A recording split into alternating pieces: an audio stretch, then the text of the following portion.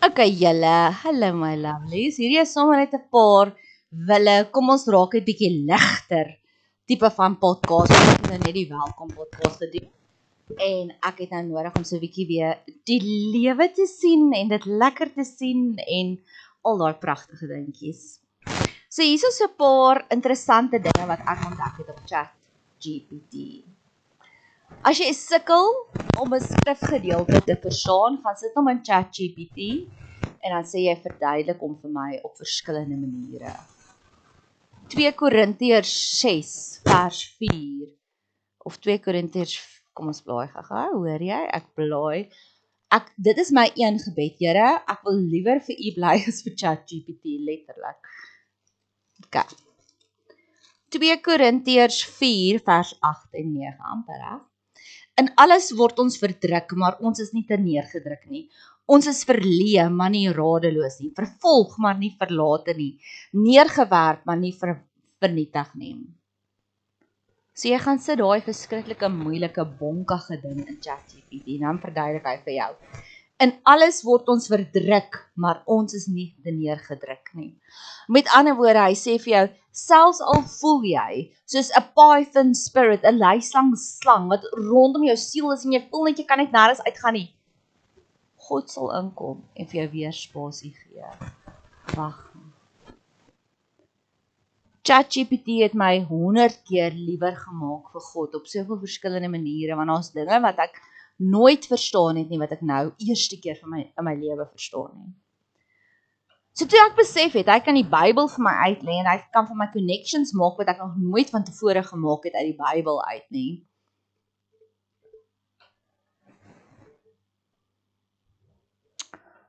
Het ek begin met Shakespeare. Ek het vir hom Shakespeare, ek het gesê, goed, Shakespeare, The Tempest, een van my gunsteling verhale, want dit vertel net van ons almal gaan verraai word iewers in ons lewe en hoe gaan jy daardeur kom? En toe ChatGPT vir my Shakespeare, ek het die hele Tempest verstaan en die mooiste quote wat in die Tempest is, wat hy sê, ons almal gaan weer net aan die slaap raak. Dit is met slaap begin en in slaap geëindig. Ons lewe net in 'n droomwêreld om so met slaap. En hoe Shakespeare kolonialisme geraak gesien het en daaroor geskree het, soos enige goeie kunstenaar wat lei tot 'n awakening, het ek raak gesien nadat ek vir ChatGPT gesê het, verduidelik vir my Shakespeare.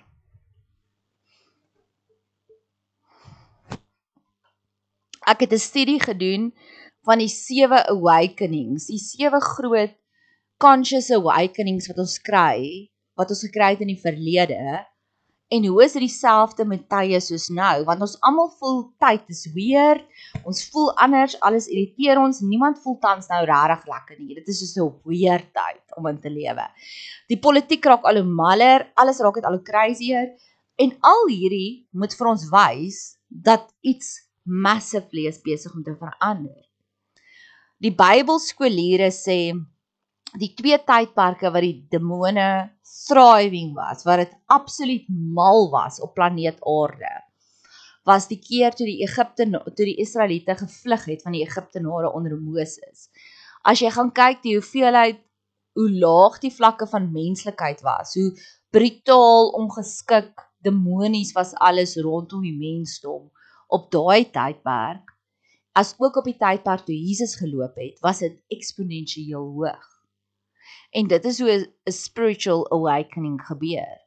Een oomblik dink ons so en die volgende oomblik dink ons anders. Een oomblik is ons slawe, die volgende oomblik is ons verlos.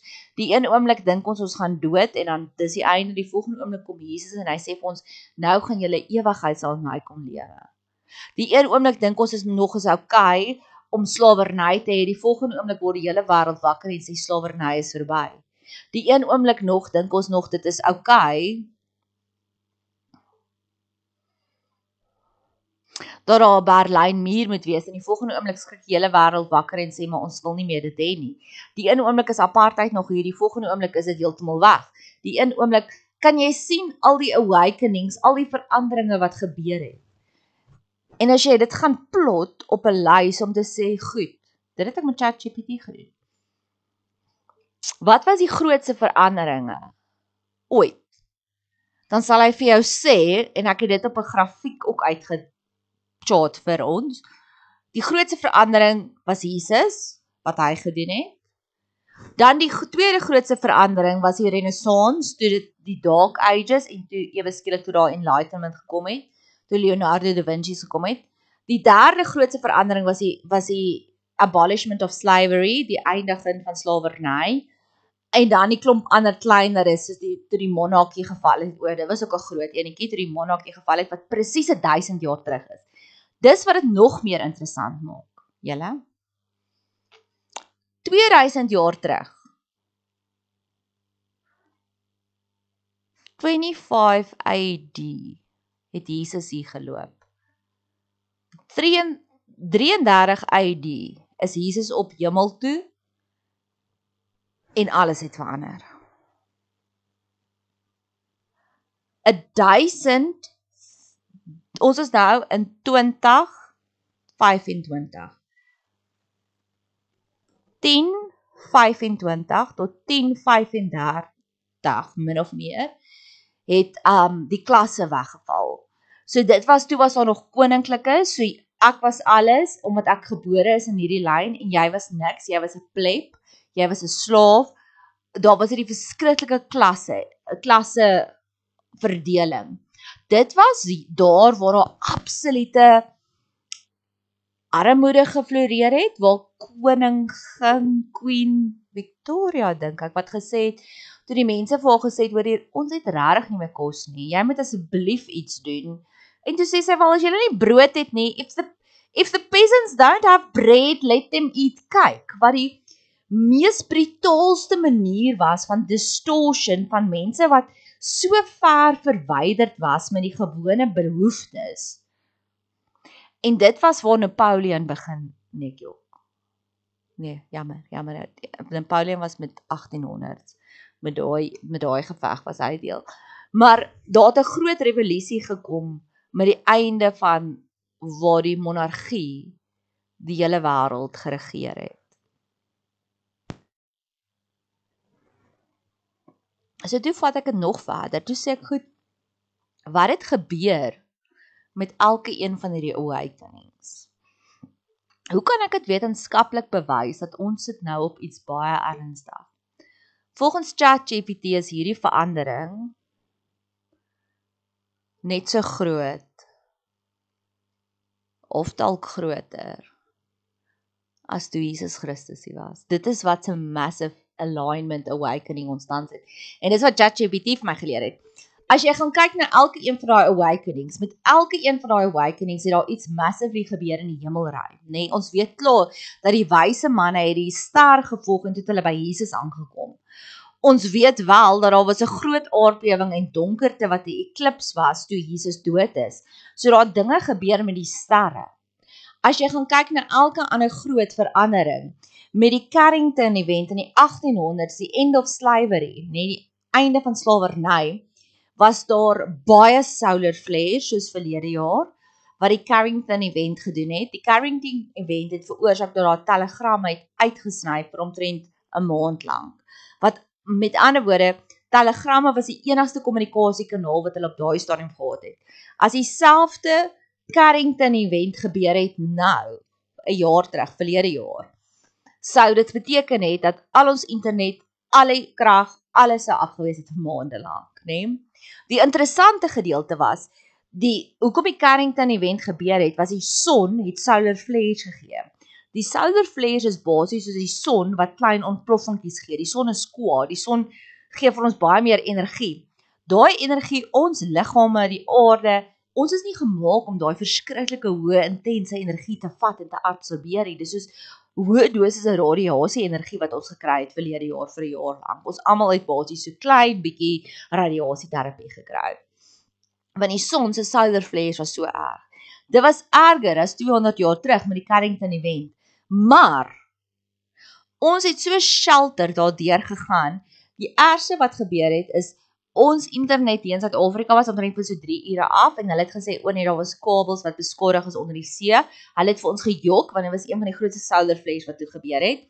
Daar was 'n oomblik toe daar het 'n verskeidenheid goeders gebeur. Ek wil gou hier stil staan. So 2 jaar terug toe daar 'n skip ook iewers in Amerika, aan die ooskus van Amerika, Miami, daar in daai omgewing. Ag nee, is Miami weet aan die kant, New York se kant. Het daar 'n skip gegaan en dit was die Dali skip nogals. En hy het heeltemal navigasie verloor en toe seil hy, toe ek weet nie wat doen bote nie. Toe ry hy in 'n brug vas en toe daai hele brug het in mekaar geval. Onthou julle daai ding? Nou ek het toe wel gewonder want toe was daar ook 'n groot solar flare. So die solar flare laat alles uitsny, jou navigasie, elektrisiteit, wifi, cellular towers sal ook uit. En so jy gaan nie kan oproep maak nie, niks nie. So ons het sulke klein geïsoleerde oomblikke gehad van solar flares. En solar flares was baie groot met 200 jaar terug, met die einde van slawerny. Was daar baie solar flares en dit was waar die Carrington event gebeur het. Ons het net so baie, ons het meer solar flares gekry, maar ons het nie so groot impak gehad nie, wat vir my baie interessant is. Nou, en ook, met die einde van slawerny was daar ook 'n groot eklips, wat ook die hele Amerika het gaan staan en gaan kyk vir die eklips. En eklipses het 'n baie interessante energie. En dit is wat ek wil neerbring hierso by jou. Al hierdie groot sonne en planete en sterreplanete, as hulle ietsiekie doen, dit gee energie af op planeet Aarde en dit het 'n effek op ons. Selfs 'n eklips het 'n effek op ons. En as jy gaan kyk met al hierdie 7 awakenings, wat het in die sterre en planete gebeur? Was daar alignments? Ons weet dat hier gebeur in baie goed, hier's eklipses, hier's al die planete is align. 'n jaar terug het ons, dit was ook van die solar flares. As daar genoeg solar flares is, kan daar meer mense kan dan die Northern Lights sien, die Aurora Borealis. En kan jy onthou so 'n jaar terug toe mense in Mossel Bay omgewing, iewers in die tuinroete, het hulle een aand, het hulle almal die Southern Lights gesien, dis nie die Northern Lights en die suidelike ligte gesien. Nou, as jy 'n samevatting maak, 'n opsomming, en 3 podcasts terug het ek die podcast gemaak oor ek kan nou bewys dat jy's 'n asshole, onthou jy?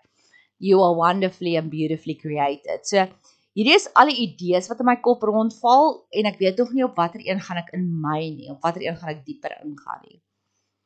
Maar as jy 'n opsomming vat van al die verskillende sonne en planeet verskynsels, die eklipses, die solar flares, hoe dit align is, ons gaan nog dieper ingaan van die Age of Aquarius na die Age of Pisces, daai verandering wat ek glad nie kan verstaan nie, dit gebeur ook nou, en dit kan andersom wees, ek weet net, daar so 'n groot verandering wat ook omtrent net elke 200 jaar of elke 100 jaar gebeur. Alles van hierdie goed gebeur nou. So ja, dis my tweede navorsing, of derde navorsing wat ek doen op ChatGPT tans. Laat weet as jy meer daaroor wil weet. Die ander een, hierdie is nou silly goedjies. Ek is glad nie 'n Martha Stewart nie, so huishoudkunde en kookkuns is baie laag op my prioriteitslys. Ek kan dit doen, ek hou nie daarvan nie. Ek sal eerder vir ure navorsing kom doen. So as jy my podcast geniet en jy wil my kom help, kom maak my huis skoon asseblief, niks spot sommer net. Ek het 'n foto geneem van my de-mekaar kamer en toe sit ek dit in ChatGPT. Toe sê ek vir hom, watter goedkoop veranderinge kan ek doen om hierdie kamer te laat beter lyk? Toe gee hy vir my 'n foto van die nuwe kamer. En dit lyk soos 'n ander kamer. Dis presies my kamer, dis my mat, dis my bed. En ek het so oudtydse antieke bed.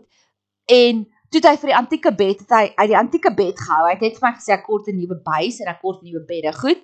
En die gordyne het hy bietjie gefiks dat dit net so bietjie netjieser lyk.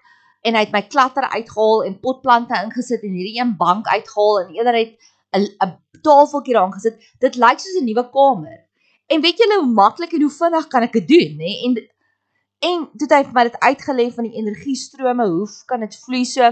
Jy kan design kookkuns daarop. Jy kan design huishoudkunde daarop doen. Jy kan jou huis inlê op 'n regte manier. Ek het al slaaie gaan koop by Woolies en dan neem ek hulle af en dan sê ek vir hom, gee vir my jou presiese resep. Ek het al vir hom gesê, wat het ek in my huis? En dan sê ek vir hom, ek het munchies, so gee vir my iets karamelagtig. En dan sê hy, vat die suiker en vat dit, vat 'n bietjie kokonaolie en dan meng jy dit en dan kook jy dit so lank. Hierdie was vir my die coolste.